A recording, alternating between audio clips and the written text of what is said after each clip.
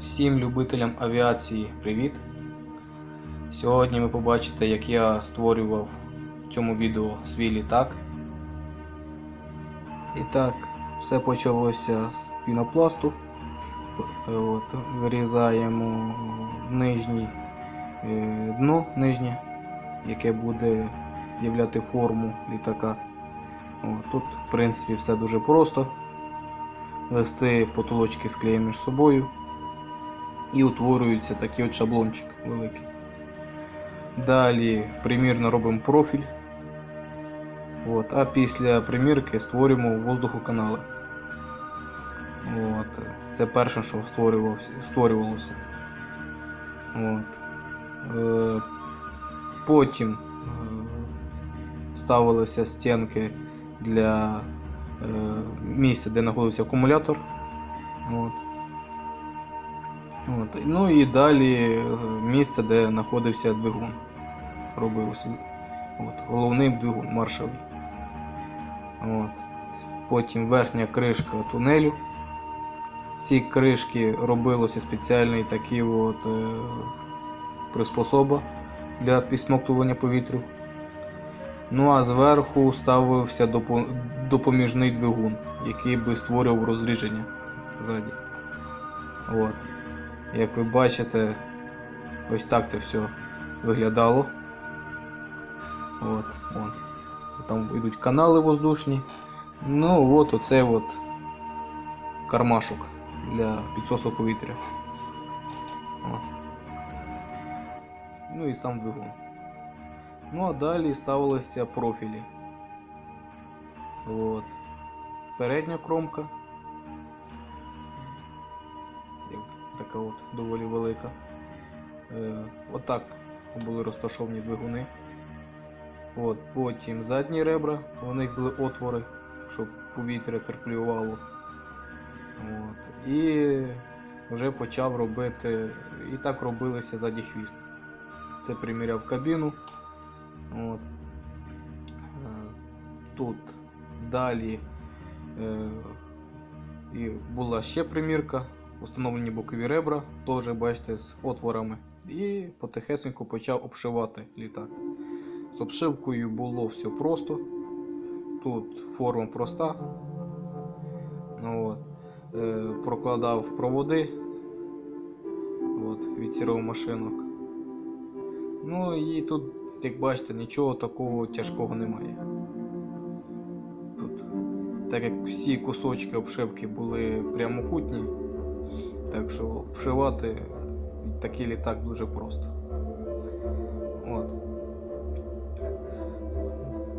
Тут, в принципі, ви бачите, як він виглядає. Кабіну я, до речі, взяв з автожира, який в мене поки що не літає. Так має бути кілі, ну і заднє, ну і дно. Дно є було важливим, бо в ньому знаходилася ручка, щоб кидати літак, і дно создавало правильний профіль. І вже такі кінцеві кусочки то вже робилися з піноплексу. Ну а далі все скотчем. Я хотів його покрасити красиво, але часу не було, тому покрив синьо-чорним скотчем, як міг. Ну і перед вами зібраний літак. Як бачите, йдуть отвори на задній кромці, ззаді літака. В них і підсосувалось повітря. А далі чекав перший політ.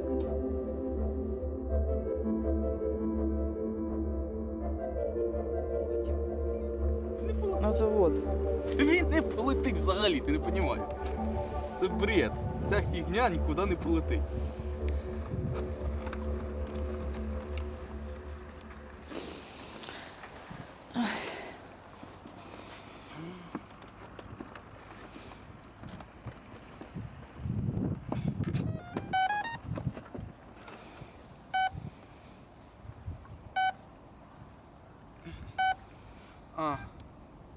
Что, зря снимаешь, что ли?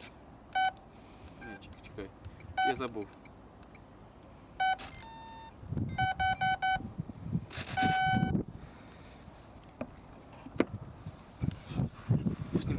Конечно.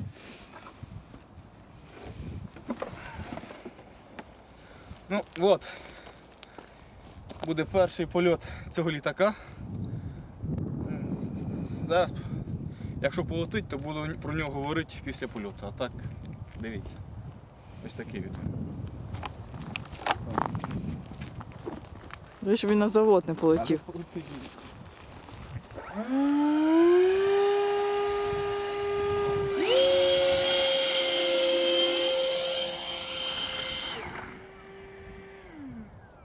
Ну.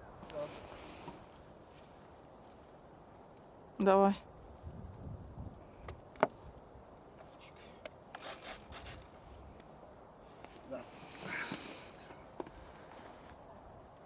Ну що там з тої сторони? А, тут якась бумажка. Странно. Дуже странно. Дух. Типу.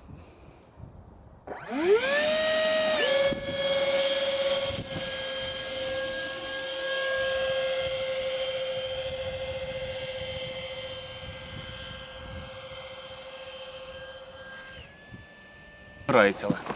Угу. Ну, Що, давай. і так, друга частина. Чекайте. Так, дуже все странно. Він вітра немає, як назвати. Чекай. Якось тут. Так, ну ладно. Так, попитка номер 2.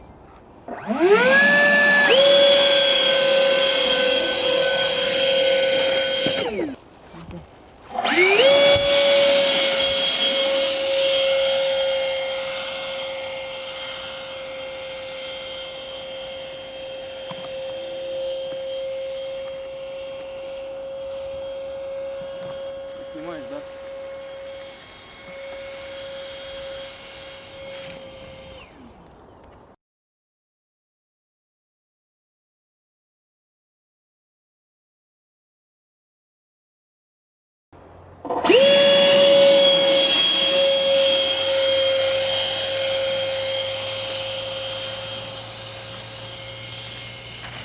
І так, ви бачили спроби підняти в повітря оцей от літак. Це експеримент. Кожен авіамоделіст хоче робити, окрім відомих літаків, свій розробити. І оце моя розробка. Я вдохновлявся літаком Ханса Циммера, літаючий блінчик. Можливо, ви його бачили, він доволі відома експериментальна модель. А от технологію вихрьового контролю, щоб потік обтікався крило, взяв з літака Екіп. Це був експериментальний літак, дископлан, який розроблявся на Саратовському авіазаводі. От я поєднав два таких літака і розробив свою модельку. Він може літати, треба тільки убрати лишній двигатель. Він мішає, він дає лишню вагу, не дає піднятися в воздух. На питання, як же ж він буде создавати вихрьовий, прижимати повітря до корпусу, то тут така схема, як ви бачили по фотографіях, що оцей двигатель все одно може підсасувати без основного двигателя. Так що підсос воздуха тут треба невеликий, щоб він прижимався, а оцей двигун тільки лишній вес дає. Так він полетить. На питання, чого це не ракета, що таке літак, ну, він керується. Тобто без оцього вихрьового контролю ці стабілізатори, елівончики в тіні знаходяться. І він би взагалі б не керувався. Але він керується, хорошо керується. Це означає тільки одне, що ця схема працює. Він просто перегружений. Так що я думаю, на наступний раз ви побачите його польот. Я скажу чесно, я не очікував, що він буде питатися піднятися в воздух. Я очікував, що він як камінь просто впаде вниз. Но в ньому є шанси на хороший політ. Так що поки що на цьому все. До побачення.